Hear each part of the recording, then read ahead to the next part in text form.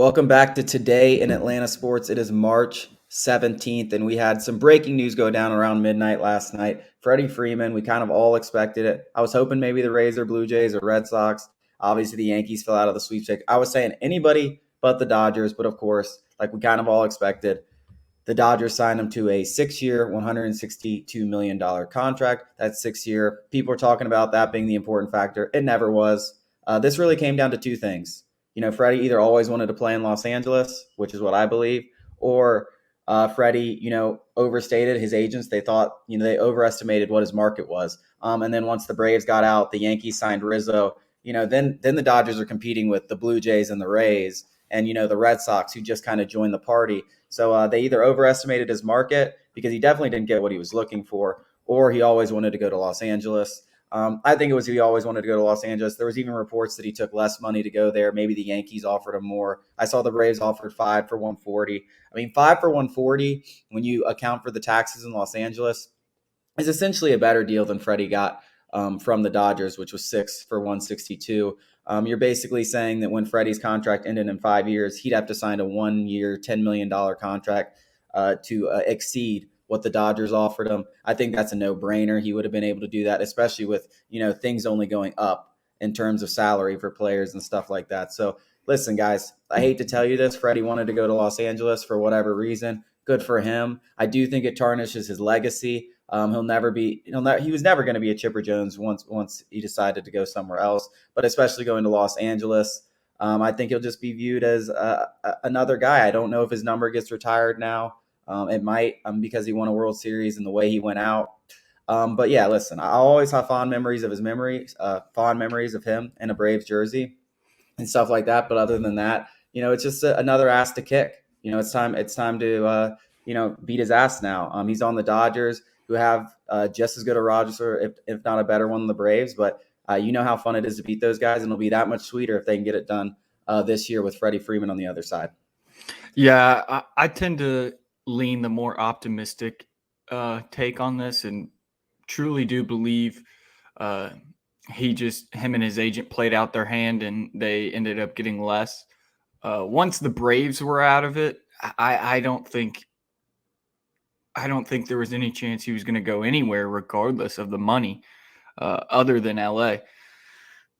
That's just me being optimistic, because all the things you said are true, but until we, I don't know. It's so difficult to really decipher all of this, because we don't have the exact timelines of, contract negotiations, offers. We have, what the Braves did offer. We don't know when. We don't know when the Dodgers offered the contract that he just signed. Maybe they took back the offer they initially handed out to him when they were bidding against the Braves. I mean, it's all possible, and I would just like to think more optimistically, because I still like Freddie. Though I'm of the opinion that once we signed Olsen, I don't think you can get mad about him going to LA. Yeah, it's our biggest rivals. It's been our biggest rival the past 3 years, whatever. But we made the first move, so to speak. We went out and got Olsen.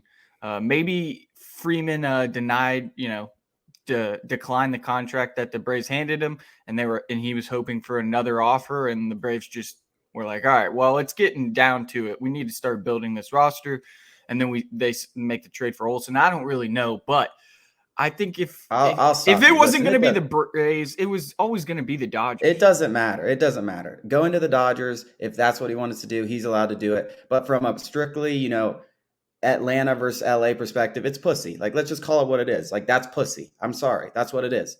That's soft. And he's allowed to do that. It's his decision. But if you're talking about legacy, your legacy is tarnished, and there's no other way to put it. So if that's what it was, that's what I believe it was, that there's some pussy to that. And you know what? Go join the best team in baseball, whatever, like, it's fine. But like, that's what it is. So, and that hurts your legacy as far as the Atlanta Braves are concerned. It's that simple. And I think that's what happened. I don't think maybe it was an overestimation. I don't think that is what it is. But it doesn't matter. I have no problems with what Freddie did. I just think that, as far as his legacy is concerned, it's hurt, and there's no doubt about it, and it's never going to be recovered from. And he's never, I mean, he's never going to be chipper. I mean, but it's just like going to the Dodgers is, at this point in time, with everything these two teams have been through over the last 2 years, it's a slap in the face. It really is. Listen, it's his job, it's his life. He earned the right to make these decisions. I don't hate him as a person, but like from a legacy standpoint, it's pussy. Like that is what I'm going to say about it. I'm going to move on from this because I don't even care that much, because listen, the Braves are in a better spot with Matt Olson. They have a guy who's just as good, if not better, going more into his prime, 5 years younger at a lower AAV. They're in a great spot.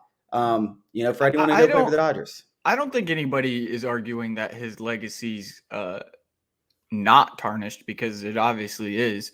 I just think the process to where we got here is important, and that's where we differ. But either way, I agree. I mean, you can't go to our biggest rival and expect Braves fans just to be okay, even after winning a World Series. Well, the thing is that I'm not okay. I just think that the light and that he should be viewed is different. Like, it's just a different view. Like, he should never be viewed as, I don't even know. I don't want to say not an all-time great, but he's not in the level of the top guys anymore, because you went to the biggest rival, and you did so when the Braves gave you an opportunity to sign a similar contract. I mean, you just basically slapped us in the face, and for whatever, but that is your life. So you're allowed to do that. But you just basically said your legacy doesn't matter. That's what you said. And that's fine.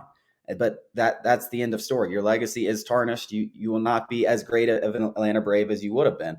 And it's that simple. Even if you'd gone to the Blue Jays, everyone could have been okay. Or the Yankees even. Everyone would have been okay with it. Going to the Dodgers, going to the biggest rival, even if it's your hometown, it's just something off-putting about that. And I think that's what Braves fans are feeling right now. But the other big story, we got more Deshaun Watson rumors.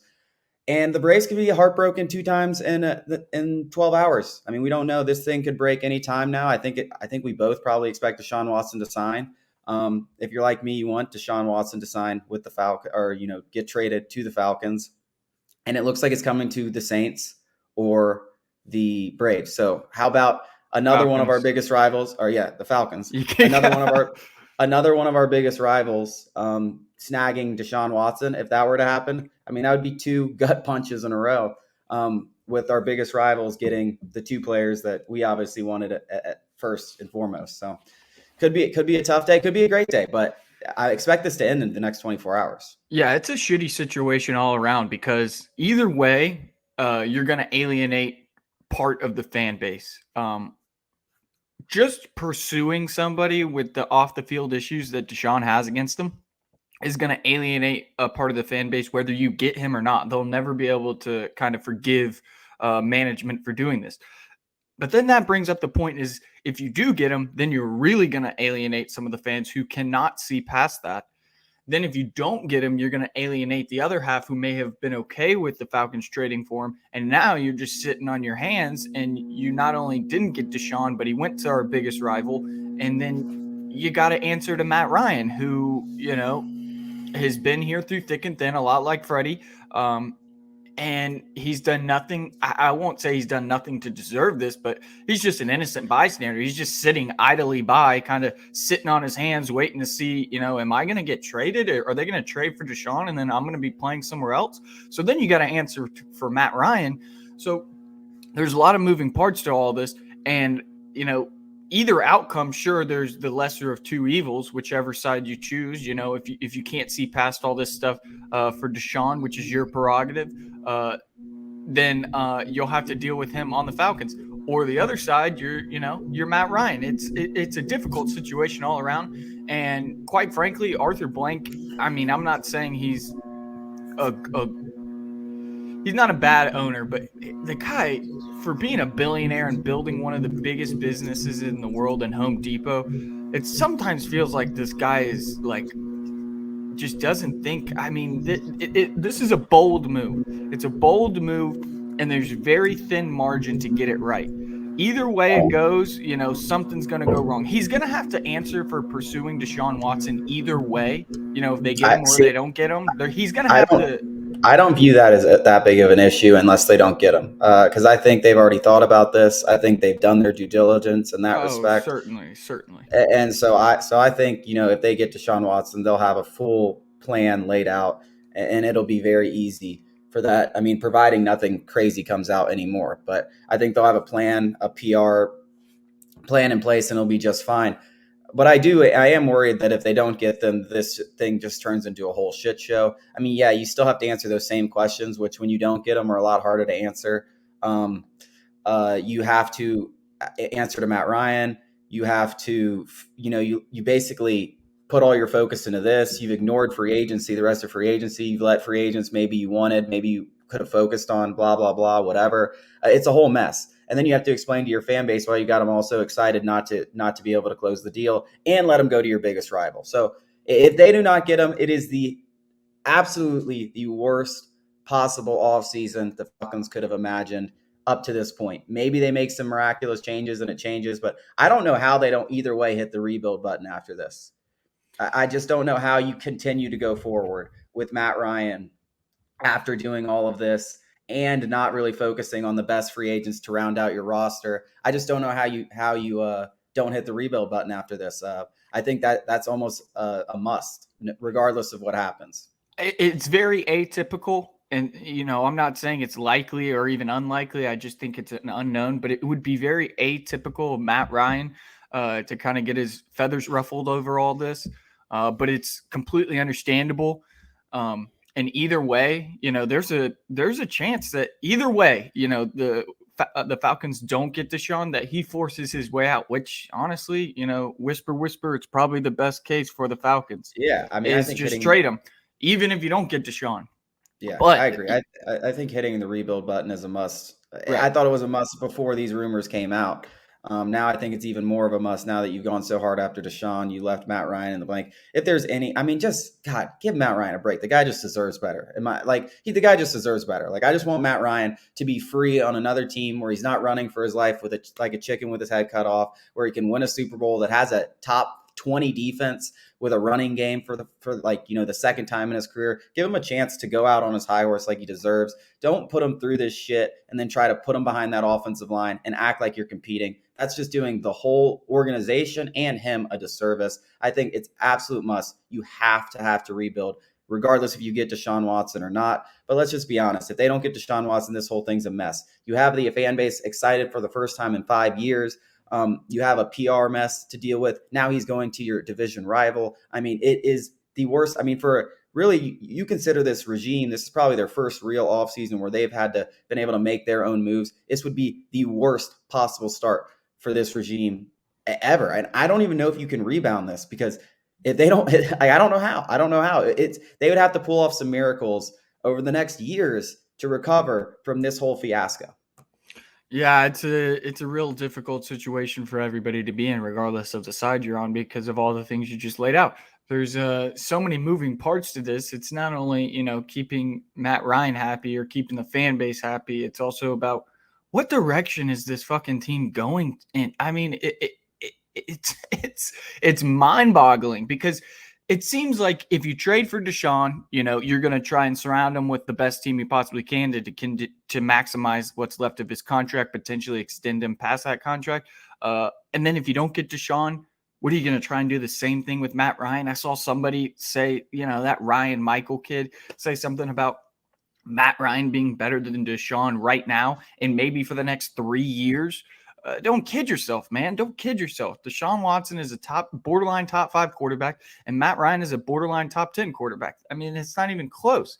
And not to mention that Deshaun is just head and shoulders better than Matt Ryan in terms of who cares about a porous offensive line. I mean, Deshaun Watson can pretty much work with any offense. He's that good.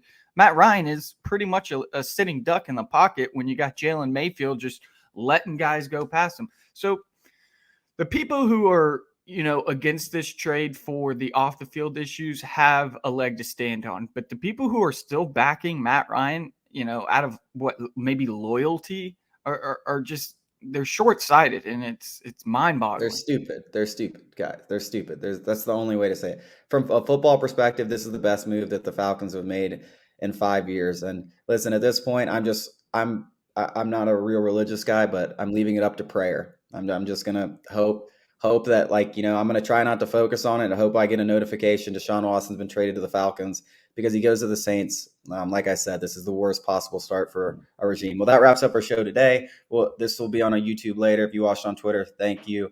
And we'll be back tomorrow.